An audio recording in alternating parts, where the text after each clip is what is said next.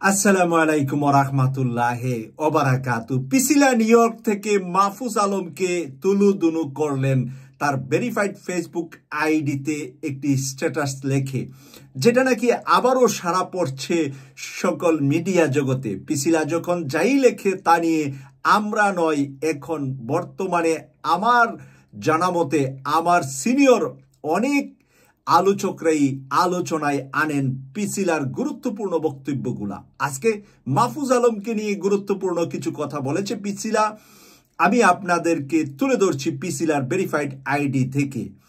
শিবির বোতল মারবে না, এটা তাদের ইতিহাস ও ঐতিহ্য ও সংবিধানে নেই। জনাব মাহফুজ স্যারকে বোতল নিক্ষেপের পর তিনি দাবি করলেন ওরা শিবির, কিন্তু তিনি কোনো তদন্ত করলেন না, কাউকে ধরলেন না, এমনকি কাউকে চিহ্নিত করলেন না, সরাসরি বলে দিলেন ওরা শিবির।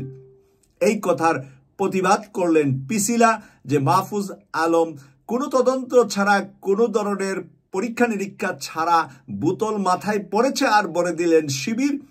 এটা যেন অনেকটাই শেখ হাসিনার স্বৈরাচারের নিয়মে উনি হাসছেন। এই কথাগুলো তিনি এখানে কিন্তু লিখেছেন, আমি আপনাদের সামনে তুলে ধরছি। আমি নিজে জামাত বা শিবিরের কেউ নই, যতটুকু জানি ওরা বোতল ছুঁড়ার মতন কাজ করে না, এটা তাদের আদর্শে নেই। ওদের বিরুদ্ধে সার্জারি অভিযোগ আছে, সত্য মিথ্যা জানি না। ওদের বিরুদ্ধে সার্জারির অভিযোগ আছে, সত্য মিথ্যা জানি না।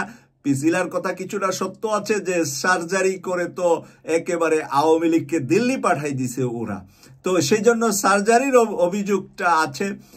যদি কাউকে ধরে তাইলে ছাড়ে না, ধরে না, ধরলে শিবির ছাড়ে না, এরকম কিছু কথা চট্টগ্রাম বিশ্ববিদ্যালয় থেকে সেই ৮০-র দশক থেকেই আছে কিছু কথা।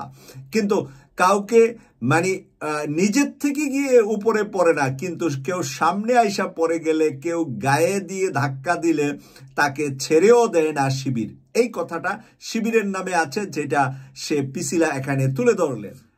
কিন্তু ওদের বিরুদ্ধে বোতল নিক্ষেপের মতো অভিযোগ আমি প্রত্যাখ্যান করছি। আমার কথাই যদি বিশ্বাস না হয়, ছাত্রলীগের ছেলেদেরকে জিজ্ঞাসা করে দেখতে পারেন, ওরা বলবে শিবির বোতল মারবে না। ওরা অত্যন্ত প্রশিক্ষিত এবং পরিকল্পিত কাজ করে, ওদের প্রতিটা কর্মী একজন মাস্টার মাইন্ড। এবার মাস্টার মাইন্ডকে জানিয়ে দিয়েছে শিবিরের প্রত্যেকটা কর্মী মাস্টার মাইন্ড। আপনি যেভাবে অভিযোগ করেছেন তাতে ওদের রাজনৈতিক ইতিহাস ও পরিচয়ের উপর সরাসরি অপমান। মাহফুজ স্যার, সে আবার স্যার উল্লেখ করে সবার বেলা। ওরা কিভাবে খেলবে তা বোঝার আগেই আপনার অনেক দেরি হয়ে যাবে। মানে ওদের খেলা বোঝার আগে আপনার অনেক দেরি হয়ে যাবে।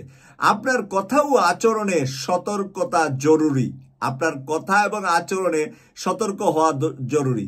বোতলটা কিন্তু আপনার ব্যক্তিগত দিকে নয়, বরং আপনার সরকারের দিকে ছোড়া হয়েছে।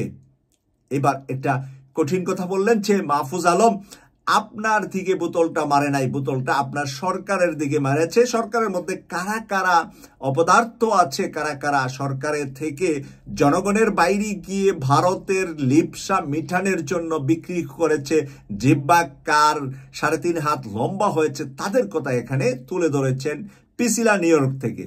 এই বিষয়টি মাথায় রাখা প্রয়োজন, এটা নিঃসন্দেহে দুঃখজনক। আপনারা যদি মনে করেন নিরাপত্তা নেই, তবে শিক্ষা নিন এবং সে অনুযায়ী ব্যবস্থা নিন। চাইলে তো নিজের ফেসবুক পেজে বক্তব্য দিতে পারেন কিংবা সংবাদ সম্মেলন করতে পারেন, সেখানে তো নিরাপত্তার ঘাটতি, যেখানে নিরাপত্তার ঘাটতি আছে সেখানে না যাওয়াই শ্রেয়। মাহফুজ আলম এর একদিন ২ দিন আগ থেকে যে কথাবার্তাগুলা বলতেছিলেন, যার বিরুদ্ধে সমালোচনার জ্বর উঠতেছিল, সে একেবারে মানে নিজেকে বাহাদুর ভেবে শেখ হাসিনার মতন, শেখ হাসিনার মন্ত্রী চামচাদের মতো করে একেবারে মাঠে চলে গিয়েছে। জনগণ যে তার উপরে ইতিমধ্যে ক্ষেপে আছে সে বুঝতে পারেনি, আর জনগণ তাকে হাতের কাছে পেয়েই হালকা নাস্তা হিসাবে বোতলটা প্রথমবার মেরেছে। পরের বার জনগণ আরো বড় কিছু মারলে কিন্তু বোতলের সাথে যদি পায়খানা থাকে, কেউ বলে বোতলের ভিতরে নাকি প্রস্রাব আছে, যদিও এটা বানোয়াট, বোতলের ভিতরে পানি ছিল, বোতলের মধ্যে কোনো প্রস্রাব ছিল না। কিন্তু কেউ কেউ ইউটিউবাররা বা ব্যঙ্গচিত্র যারা করে আর কি, তারা ব্যঙ্গচিত্র করে এটাকে বানিয়েছে যে বোতলের ভিতরে প্রস্রাব সহ মেরেছে মাহফুজ আলমকে। এখানে লিখেছে চাইলেই আপনি ব্লুট প্রুফ মঞ্চে দাঁড়িয়ে বক্তব্য দিতে পারেন। আমাদের মনে আছে যে শেখ হাসিনা সামনে মানে ব্লুট প্রুফ কাচের দেয়াল তুলে তারপরে বক্তব্য দিতেন। তো এইরকম ব্লুট প্রুফ মঞ্চে দাঁড়িয়ে বক্তব্য দিতে পারেন। আর একটা কথা মনে রাখতে হবে, আপনারা দেশের প্রতিনিধি, অপরাধের বিরুদ্ধে বলতে পারেন, কিন্তু সময়, প্রেক্ষাপট, প্রয়োজন বিবেচনা নিয়ে বলা উচিত। অপরাধের বিরুদ্ধে কথা বললেও সময়, প্রেক্ষাপট এগুলাকে বিবেচনা মাথায় নিয়ে কথা বলা উচিত। কখন কোন কথায় কোন জায়গায় বলতে হবে। মানে আপনি যদি চৈত্র মাসের ওয়াজ মাঘ মাসে করেন তাহলে কিন্তু খেতা পাবেন না। রাতের বেলা ঘুমাতে গিয়ে আপনাকে খেতা দিবে না, কারণ এক হুজুর ওয়াজ করেছিল, মাঘ মাসে ওয়াজ করেছিল যে মহিলাদের বানানো কাপড় দিয়ে ওই খাতা গা দেওয়া জায়েজ না। তারপরে হুজুর ওয়াজের শেষে মাঘ মাসে যখন ঘুমাতে গেছে, তাদের বাড়িতে শুধু খাতা, মহিলাদের খাতা। এখন মহিলাদের খাতা তো আর হুজুরকে দিতে পারে না, হুজুর নাজায়েজ হারাম বলছে। এখন সারা রাত হুজুর শীতে কাঁপতে কাঁপতে শেষ। সকালে জিজ্ঞেস করলেন যে আপনারা আমাকে একটা খাতাও দিলেন না, আমি যে শীতে কষ্ট পেলাম। বলল হুজুর আপনি তো রাতের বেলা ওয়াজ করছেন মহিলাদের কাপড় দিয়ে বানানো খাতা গা দেওয়া নাজায়েজ, তো এই কারণে হুজুর আমাদের বাড়িতে তো মহিলাদের কাপড় ছাড়া আর কোনো খাতা নাই। মাহফুজ আলমও মনে হয় যে শিবির আর জামাতকে নিয়ে কথা বলার টাইম টেবিলটা বুঝতে পারেন নাই, যে বর্তমান সময়ে দেশের ভিতরে জামাত শিবিরের একটা বড় জোয়ার আছে, যেমনটা বিএনপিরও আছে। বিএনপি এবং জামাত দুটারই একটা জোয়ার আছে। একজনের বিরুদ্ধে সরাসরি কেউ যদি মানে ইচ্ছাকৃতভাবে ঢিল ছুঁড়ে, এটা যে কত বড় বেগে ফেরত আসবে তার গায়ে। আপনি যদি ওয়ালে একটা পাথর মারেন, ওই পাথর কিন্তু ফেরত এসে আপনার কপালে পড়তে পারে। এখন বিএনপিকে নিয়ে খুব মানে না বুঝে ঢিল মারলে চলবে না, জামাতকে নিয়ে না বুঝে ঢিল মারলে চলবে না। এই ঢিল যখন ফেরত আসবে সেটা আপনি সহ্য করতে পারবেন কিনা সেটা বুঝে শুনে উপদেষ্টাদের নেওয়া উচিত। পিসিলা এখানে বলছে বিরোধিতার পথে না গিয়ে আলোচনা ও সংশোধনের মাধ্যমে দেশকে এগিয়ে নিতে হবে। ডক্টর মোহাম্মদ ইউনূস বা শিবির জামাতের বিপক্ষে সরাসরি কিছু বলেছেন বলে আমার জানা নাই। ডক্টর ইউনূস বা শিবির জামাতের বিপক্ষে সরাসরি কিছু বলেছেন বলে আমার জানা নাই। হাসিনা সরকারের পতনের পর সেনা প্রধান তার বক্তব্যের প্রথমে নামটা উচ্চারণ করেছিলেন, তা ছিল জামাতের আমিরের নাম। সেনাপ্রধান দুইবার জামাতের আমিরের নাম বলেছিল। পিসিলা সেটাকে আবার রিপিট করে জানিয়েলেন যে মানে হাসিনা পালিয়ে যাওয়ার পরে সেনাপ্রধান সর্বপ্রথমে যখন সাংবাদিকরা জিজ্ঞাসা করলো কে আছে, এখানে জামাতের আমির আছে।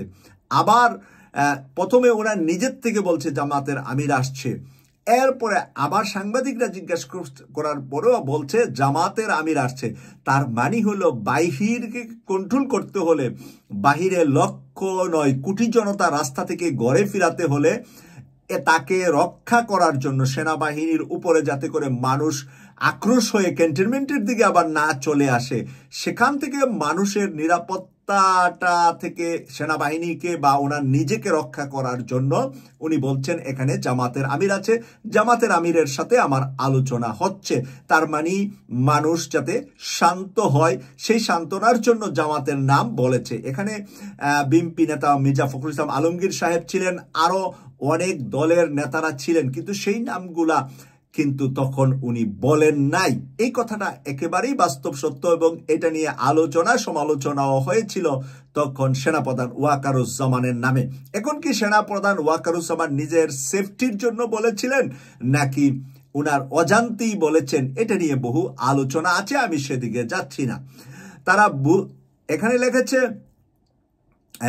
তারা বোঝা যায় আপনার বক্তব্য, তাই বোঝা যায় আপনার বক্তব্যে ভাষাগত ত্রুটি বা না থাকলেও কৌশলগত ভুল রয়েছে মিস্টার মাস্টার মাইন্ড। তাকে বলছে যে মিস্টার মাস্টারমাইন্ড, মেসি, নেইমার কিংবা রোনালদো সব সময় বল পেলেই গোল দেয় না, অনেক সময় তারা বল ছেড়ে দেয় অন্যের জন্য, সব বলেই শট দিতে নেই। এই কথাটা বলে পিসিলা শেষ করেছেন যে সব বলেই গোল দিতে নাই, সব জায়গায় যেতে নাই। এই কথাটার পারপাসে তার পেজে মানে জনগণ কি বলছে, তার পেজে দর্শকরা তাকে কি বলেছে, কি উত্তর দিয়েছে, আমি কয়েকজন দর্শকের কমেন্টস আপনাদের সামনে তুলে ধরছি। মিয়া নামক লিখেছে প্রত্যেকটা কথা শিক্ষণীয়।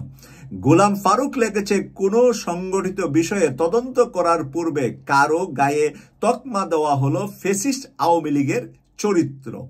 এটা এত বোকামি যে অপরাধী দোষ মুক্ত হলো, সাথে সাথে যারা না করে দোষী হওয়ার কারণে প্রতিশোধ পরায়ণ হবে এবং অপবাদ দেওয়ার কারণ কবিরা গুনাহ হলো। মাহফুজ সাহেব আওয়ামী লীগের চরিত্র ধারণ করবেন না। দর্শক বুঝিয়েছে।